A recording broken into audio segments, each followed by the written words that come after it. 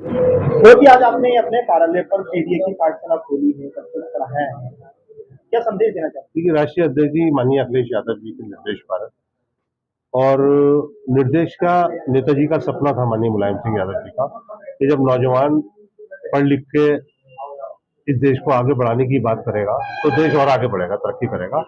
लेकिन वो चीज सब समाप्त होती जा रही है। तो राष्ट्रीय अध्यक्ष जी के निर्देश पर अब हमने पीडीए पाठशाला लगाने का काम किया है। आज इसकी शुरुआत कार्यालय से की है और अब हम गांव गांव जाएंगे। ये सरकार की जो नीति है शिक्षकों को बेरोजगार करने की, बच्चों को स्कूल बंद करके उससे शिक्षा से महरूम करने की। भाई जब बच्चा नहीं पढ़ पाएगा गरीब का, कमजोर का, तो वो आगे चल के कुछ कर तो पाएगा ही नहीं। जाहिर सी बात है, जैसे देश की बेरोजगारी का आलम है। तो इसलिए जब बच्चे गरीब के स्कूल बंद हो जाएंगे तो कहाँ पढ़ेंगे।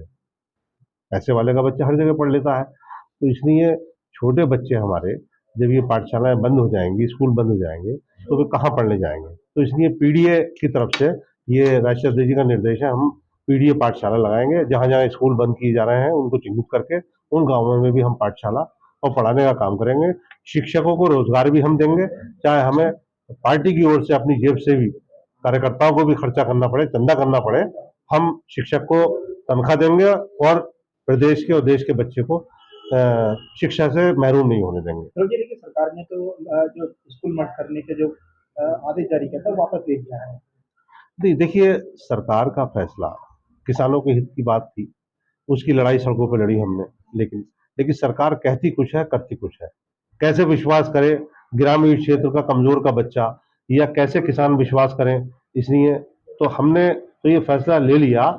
तो हो सकता है कि सरकार ने वक्ती तौर पर कोई ऐसा कदम उठाया हो। लेकिन फिर आज जिस तरह से आज आपने क्या क्या बच्चों को पढ़ाया है? नहीं, बच्चों को तो छोटे बच्चे हैं अभी। ये तो हमने भी पढ़ा था, A for apple, B for boys, C for cat. तो वही चीज हमने पढ़ाने की शुरुआत भी की है। और खास तौर से जो बंद करना चाहते हैं स्कूल बीजेपी के लोग, तो बीजेपी वाले तो बीजेपी की फुल फॉर्म जोड़ लें। जैसे हमारा पीडीए का लोग मजाक बना रहे हैं, जो लोग कुछ नहीं करते वो मजाक बनाने के अलावा उनके पास कुछ नहीं है। तो इसी तरीके से हमने भी फुल फॉर्म बता दी उसकी। क्या बताइए, क्या? अरे बीजेपी आप जोड़ लो। लोग हमारे पीडीए के लिए क्या जोड़ के बताया था, तो आज बीजेपी का भी क्या है। बीजेपी जैसे ए फॉर एप्पल बताया, उसके बाद क्या बताया? A for apple, B for boy, C for cat, ये तो सब बच्चों ने, हमने भी पढ़ा था एक जमाने में। और ये कभी दूर नहीं होगी, किताबों में आज भी शामिल है चीज। बच्चे की शुरुआत इसी से होती है, करते हैं। लेकिन यहाँ तो आपने बच्चों को कुछ और ही पढ़ाया। नहीं, और तो पढ़ाया, तो मैंने ये पढ़ाया कि आज जो ये क्लास लगाई जा रही है, जो चिंता है आपके भविष्य की हमें, वो कौन ये आपको इससे महरूम कर रहा है, तो बीजेपी कर रही है। बहुत ही झूठी पार्टी है। और आपने बच्चों को ही पढ़ाया बीजेपी बीजेपी के फुल फॉर्म नहीं, आपने बता बीजेपी की दिए। फुल फॉर्म जो है कि आपने बहुत ही झूठी पार्टी। झूठी पार्टी। तो आप जिस तरह से बच्चों को आपने यहाँ पढ़ाया, तो बच्चों में एक नकारात्मक, बच्चों में जहर घोलने जैसा आपने नहीं पढ़ाया बच्चों को ये? देखिए, जहर घोलने का काम समाजवादी पार्टी नहीं करती।